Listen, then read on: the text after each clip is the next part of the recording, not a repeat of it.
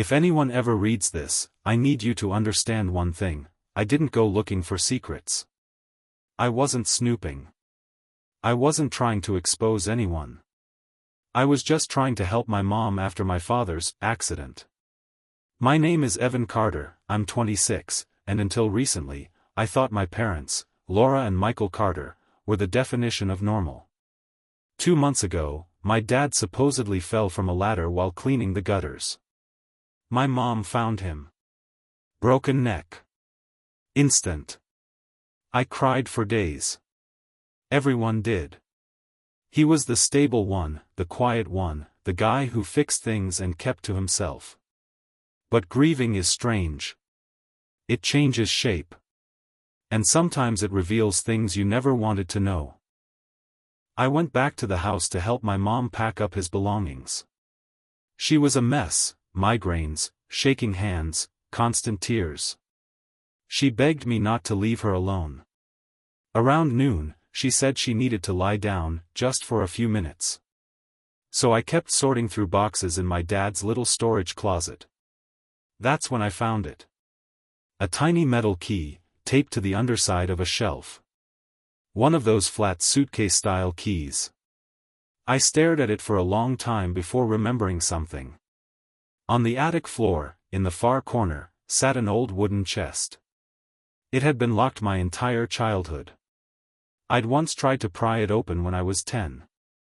My mom slapped my hand away and told me never to touch it again. But now I had a key. And I was an adult.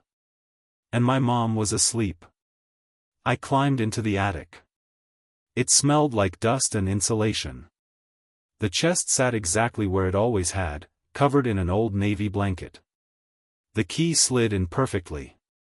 Inside were 3 black notebooks, thick and worn. A cheap burner phone. A manila folder with my name, Evan.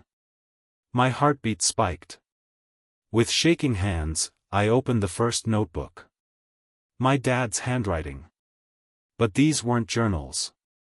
They were logs. Observations. Surveillance.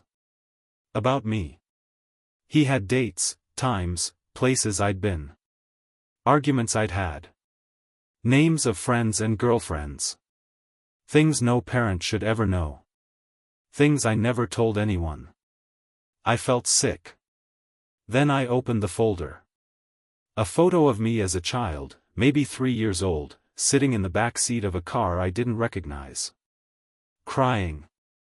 Below it, a thin hospital birth record. But the mother's name wasn't Laura Carter. The father's name wasn't Michael Carter. My stomach dropped through the floor. And then I heard footsteps on the attic stairs. My mother's voice. "Evan, what are you doing up there?" Only she didn't sound fragile. She sounded sharp. Controlled. Cold. "Pack a bag. We're leaving." I refused. I told her I wasn't going anywhere until I knew the truth. The full truth. Her expression hardened. "You don't understand the danger you're in." She reached into her pocket. For keys? A weapon?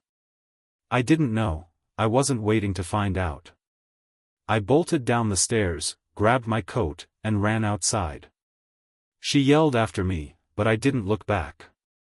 I got into my car and drove. My phone buzzed non-stop. Mom. Mom. Mom. Mom. Then a new number. Unknown. I answered. The same distorted voice said. "Good. You made it out. Now listen carefully." The man told me his name was Nathan Cole. He claimed to be my biological uncle. According to him, my real parents were not criminals. They were whistleblowers. They worked for a private defense contractor and discovered illegal surveillance programs targeting minors, children identified as high-potential assets. Kids like me. He said my parents refused to hand me over. So the company sent someone to secure the asset.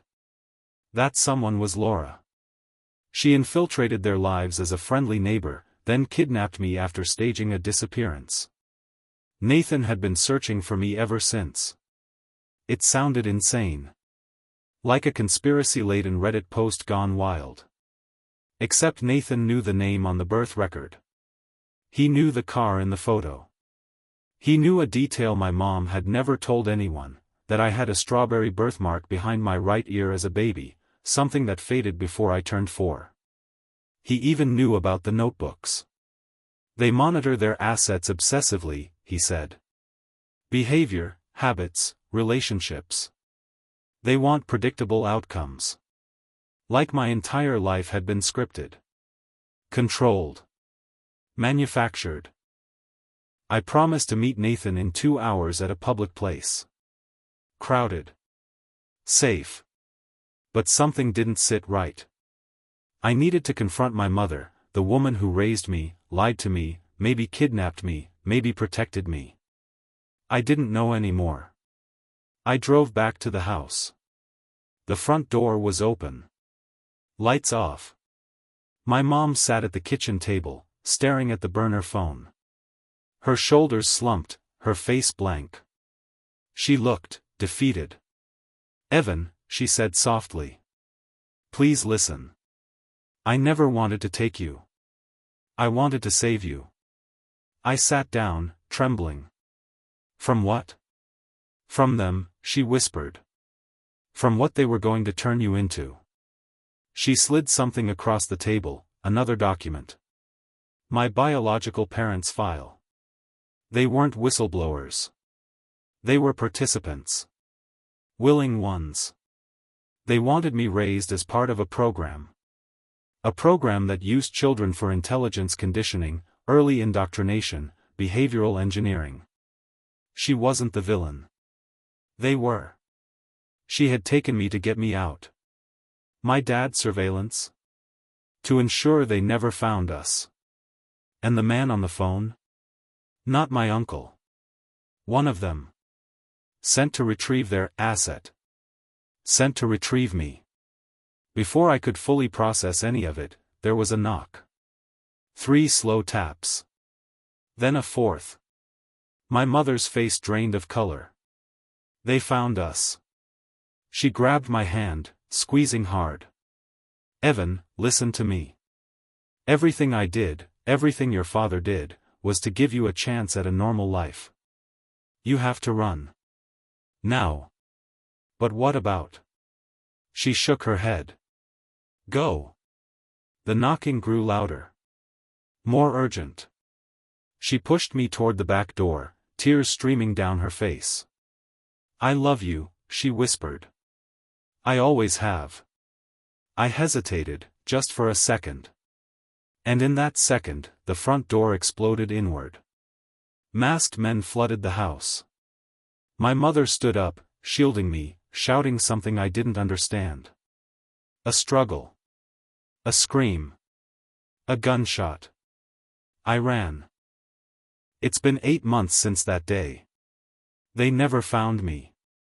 I've changed my name. I move every few weeks. Nathan, or whatever his real name was, tried calling again. I ditched the phone. I don't know who was telling the truth. I don't know if my biological parents loved me or saw me as an experiment. I don't know if Laura kidnapped me or rescued me. But I do know one thing. Before she shoved me out the back door, my mother, the only mother I ever knew, slipped a note into my hand. 6 words. "We wanted you to be free." I read it every night. And I still wonder. If I ever open another chest, another file, another secret, will the truth finally save me? Or destroy me?